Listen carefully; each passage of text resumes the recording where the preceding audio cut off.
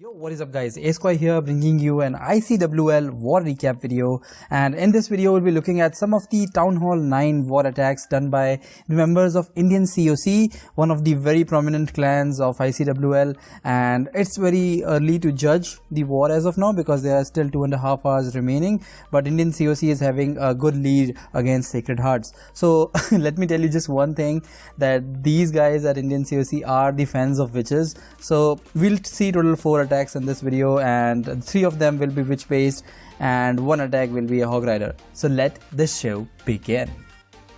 Alrighty guys, for the first attack we have Doki going on opponent number 10, Captain Sunny, and he's using a Queen Walk version of Witch Slap. It's kind of very similar to what Witch Slap is, but the only change is on the one side of the funnel is created by Queen Walk. Just one thing guys, if you hear any firecracker or any like boom sound on the background, don't worry, it's just the firecracker because it's the Diwali season. And anyway, coming back to the attack, Doki is hitting this space with a Witch Slap, Queen Walk version of Witch Slap obviously. So he starts with his Queen Walk at around 3 o'clock, and some of the witches deployed along with healers at around 6 o'clock direction. So what he's doing is creating a funnel at 2 sides of the base, and this kind of bases that are very symmetric and have all the defenses evenly distributed can be easily exploited by Witch Slap. And I do recommend you guys using Witch Slap on these kind of bases because they are just asking for it. What you will see is Doki created the funnel on both the sides, and then he deployed his king and the CC bowlers into the core, and what he's doing is he's trying to create a path basically for his king and bowlers to go all around the base. Although this first jump was kind of sketchy, he could have connected the second compartment as well, and for the second jump he could have directly connected the expo compartment. But anyway, that shows that even if you mess up slightly, this witch attack can be easily used on bases like this one, and can easily exploit this kind of base. As you can see, the CC Lava Hound is still alive. CC Lava Hound is not that much of trouble in terms of dealing damage, but if some good troop like wizards or queen latch on to the Lava Hound, then it would take quite a while for them to destroy them, and hence basically creating a time pause for all of you guys while you're attacking. So this attack you don't have to worry about the Lava Hound that much, although there are around 2 witches that are logged to Lava Hound, which are not bringing that much value as much as they should be. But there are almost 5 wizards around 9 o'clock, 5 witches around the 9 o'clock area, and the queen is at full health. The bowlers are still alive, and this attack was really well executed, Doki. Very well done. So let's move on to the second attack.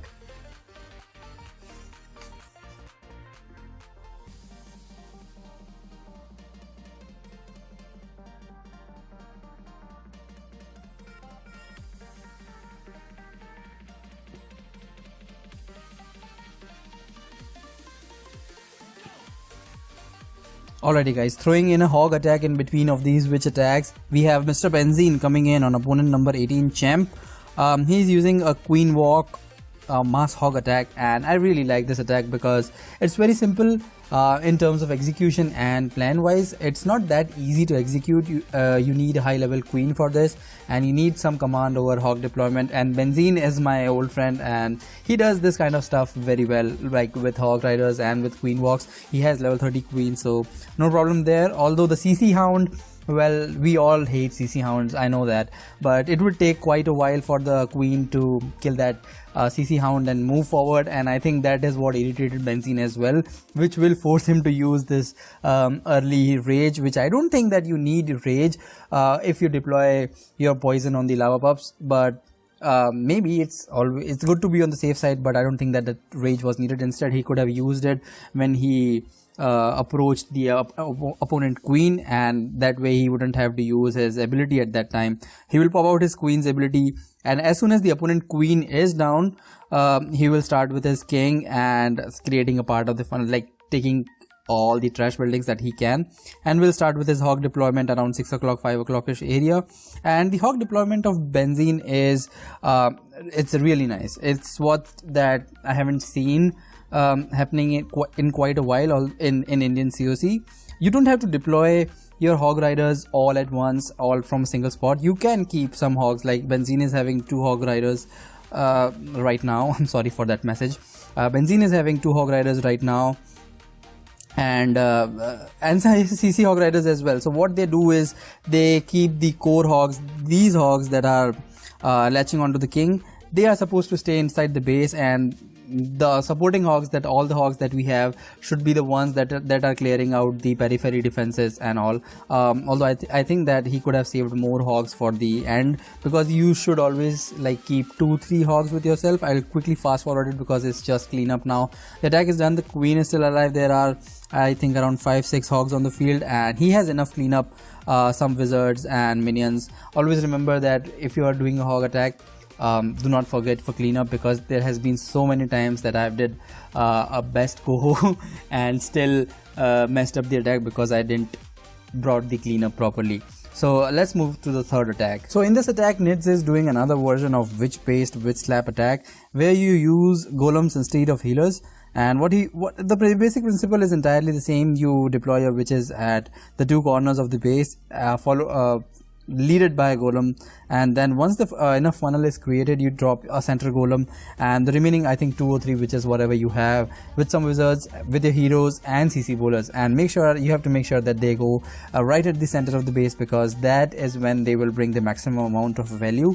And as you can see, most of the troops that he had, he focuses them to the core of the base, and they goes inside the base, and there comes one jump that is connecting the initial first compartment with the core where we want our troops to go, and there will soon be a second jump that will connect to all the rest of the remaining compartments. The CC Lava Hound was a problem, but it was dealt very quickly thanks to that wizard and the queen. They did a fantastic job over there. The golem is still unbroken. The center golem that was deployed is still unbroken. Meanwhile, if you'll see that the witches at top, that is around 12 o'clock, has fizzled out, and there are no witches there left. But at the bottom you have all 3 witches left, and they are helping out in cleanup and taking out some of these buildings like these Teslas and the external cannons, which can be very pesky sometimes.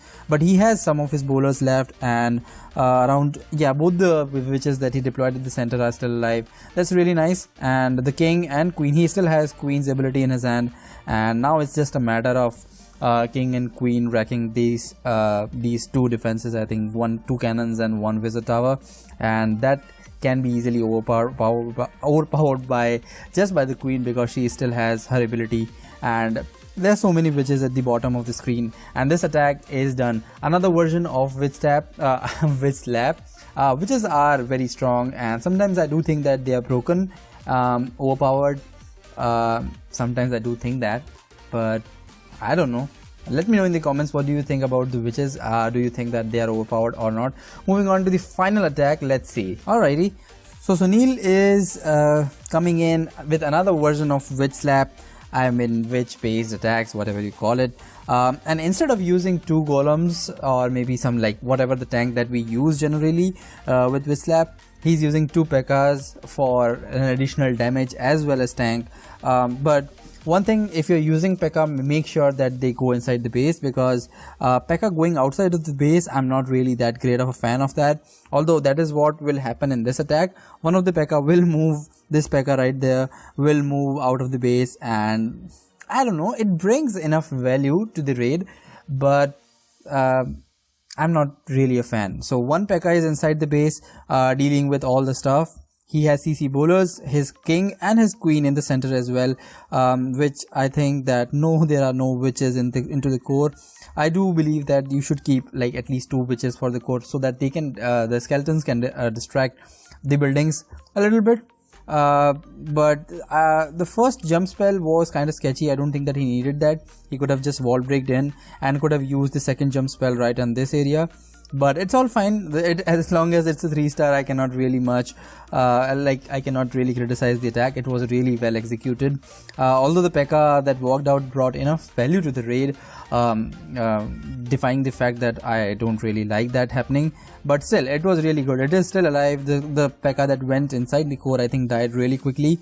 The queen is level 30, so, and without her ability, so she is hitting pretty hard on this base. And that will wrap up for this video and this attack as well. I hope that you guys enjoyed this video. If you did, then leave a like on the video, and if you're new, subscribe to the channel for more videos like this one, and let me know what kind of videos would you guys like to see. This is Asquare, and I'll see you in my next video.